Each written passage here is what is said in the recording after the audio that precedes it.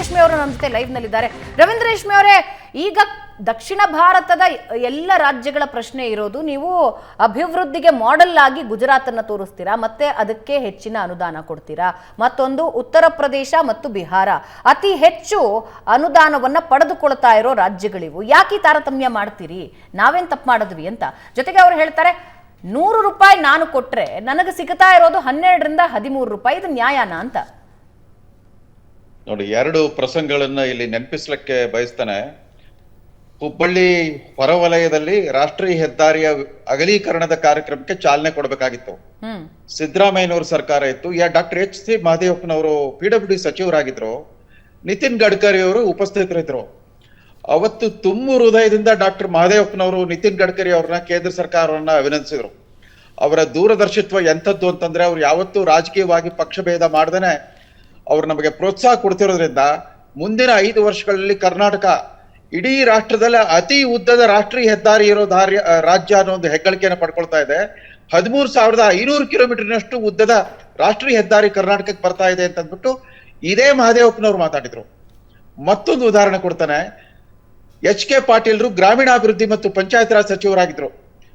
ಮೋದಿ ಸರ್ಕಾರದ 5 ವರ್ಷಗಳ ಕಾಲ, ಸತತವಾಗಿ 5 ವರ್ಷಗಳ ಕಾಲ ಅತ್ಯುತ್ತಮ ಸಾಧನೆಗಾಗಿ ಕರ್ನಾಟಕದ ಗ್ರಾಮೀಣಾಭಿವೃದ್ಧಿ ಮತ್ತು ಪಂಚಾಯತ್ ರಾಜ್ ಇಲಾಖೆಗೆ ರಾಷ್ಟ್ರೀಯ ಪ್ರಶಸ್ತಿಯನ್ನು, ಪುರಸ್ಕಾರವನ್ನು ಕೊಡ್ತಾ ಬಂದಿದ್ರು. ಅಷ್ಟೇ ಅಲ್ಲ, ಇಲ್ಲಿ HK ಪಾಟೀಲ್ರು ಗ್ರಾಮ ಸ್ವರಾಜ್ಯ ಕಾಯ್ದೆ ಅಂತಿಟ್ರು.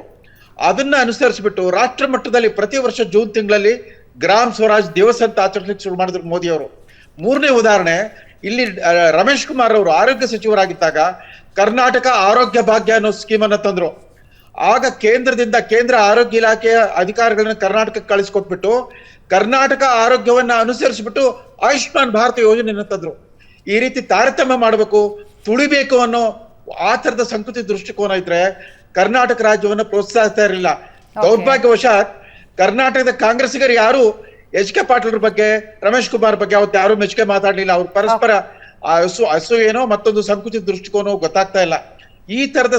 ಈ ತರದ ವಿರೋಧವನ್ನ ಬಸವರಾಜ್ ಅವ್ರಿಗೆ ಒಂದು ಮಾತು ಹೇಳ್ತಾನೆ.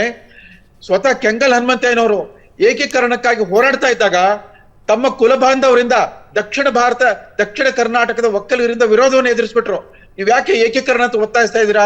ಉತ್ತರ ಕರ್ನಾಟಕ ಲಿಂಗಾಯತರ ಮೆಜಾರಿಟಿ ಆಗಿಬಿಡುತ್ತೆ, ಅಧಿಕಾರ ಕಳ್ಕೊಳ್ತೀರಿ, ವಿಧಾನಸೌಧದಲ್ಲಿ ನೀವೇ ಕೂತ್ಕೊಳಕ್ ಆಗಲ್ಲ ಅಂತ ಹೇಳಿದಾಗ ನನಗೆ ಅದೆಲ್ಲ ಗೊತ್ತಿದೆ, ಆದ್ರೂ ಏಕೀಕರಣ ಆಗ್ಬೇಕು ಅಂತ ಒಂದು ಛಲವನ್ನ ಅವ್ರು ಸಾಧಿಸೋರು ಕೆಂಗಲ್ ಹನುಮಂತಯ್ಯನವರು.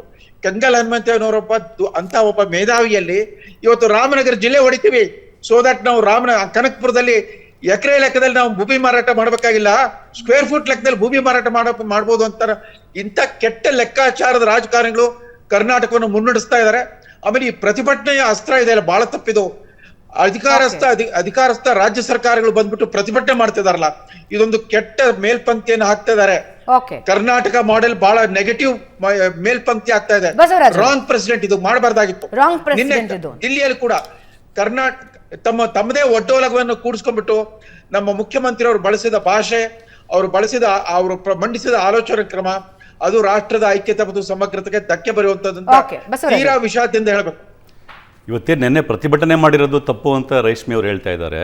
ಅದು ಅತ್ಯಂತ ಬೇಜವಾಬ್ದಾರಿ ಇರುವಂತ ಮಾತು. ಯಾಕೆಂದ್ರೆ ಕರ್ನಾಟಕದ ಅಭಿವೃದ್ಧಿಯ ಬಗ್ಗೆ ಕಳಕಳಿ ಇರತಕ್ಕಂಥ ಯಾರೇ ಆದ್ರೂ, ಯಾಕೆಂದ್ರೆ ಪ್ರತಿಭಟನೆ ಪ್ರತಿಭಟನೆ ಮಾಡ್ತಾ ಇರೋದು ಯಾವ ಕಾರಣಕ್ಕೆ? ನಮಗೆ ಕೊಡಬೇಕಾದ ತೆರಿಗೆ ನಾವು ಬೇರೆಯವ್ರು ಕೇಳ್ತಾ ಇಲ್ಲ, ನಮಗೆ ಬರಬೇಕಾಗಿರೋ ತೆರಿಗೆ ಕೊಡಿ.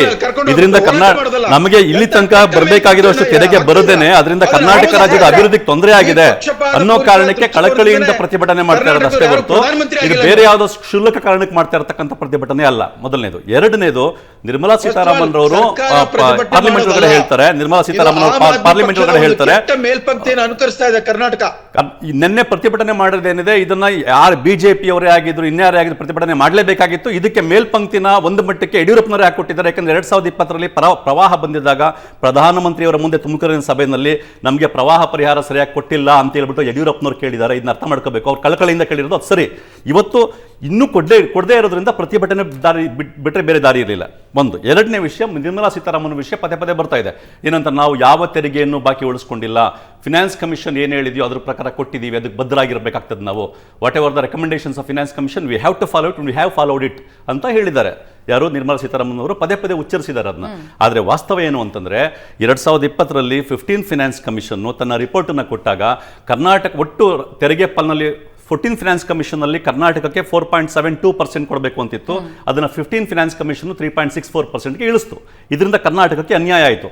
ಅದನ್ನ ಮನಗಂಡೆ 15 ಫಿನಾನ್ಸ್ ಕಮಿಷನ್ ಏನ್ ಮಾಡ್ತು, ಕರ್ನಾಟಕಕ್ಕೆ ವಿಶೇಷ ಅನುದಾನ ಅಂತೇಳಿ 5,495 ಕೋಟಿ ರೂಪಾಯಿಗಳನ್ನ ಕೊಡಬೇಕು ಅಂತ ರೆಕಮೆಂಡ್ ಮಾಡ್ತು. ಆದರೆ ಆಗ ರೆಕಮೆಂಡ್ ಮಾಡಿದಾಗ ಇಲ್ಲಿ ಮುಖ್ಯಮಂತ್ರಿ ಆಗಿದ್ದು ಯಡಿಯೂರಪ್ಪನವರು 2020 ಬಿಗಿನಿಂಗ್ ಅದು ನಿರ್ಮಲಾ ಸೀತಾರಾಮನ್ ಅವರು ನೇರವಾಗಿ ಆ ಹಣವನ್ನು ಕೊಡಕ್ಕಾಗಲ್ಲ ಅಂತ ತಿರಸ್ಕರಿಸಿದ್ರು. ಇದನ್ನ ಅವ್ರು ಮರ್ತಿಬಿಟ್ಟು ಆನ್ ರೆಕಾರ್ಡ್ ಇದೆ ಇದು ಒಂದು. ಹಾಗಾಗಿ ಅವ್ರು ತೆರಿಗೆ ಅಪ್ಪಲ್ ಕಂಪ್ಲೀಟ್ ಕೊಟ್ಟಿದ್ದೀವಿ ಅನ್ನೋದು ಸುಳ್ಳು. ಎರಡನೇದು, ತೆರಿಗೆ ಇಲ್ಲ, ಇಲ್ಲಿ ಬಹಳ ಮುಖ್ಯ ವಿಷಯ ಇದೆ, ಅದಕ್ಕೆ ಸಂಬಂಧಪಟ್ಟಿದ್ದು ನೀವು ಏನ್ ಮಾಡ್ತಾ ಇದೀವಿ, ನಾವು ಉತ್ತರ ಪ್ರದೇಶ ತಿಳ್ಕೊಂಡು ಮಾತಾಡ್ತಾ ಇದೀವಿ, ಗುಜರಾತ್.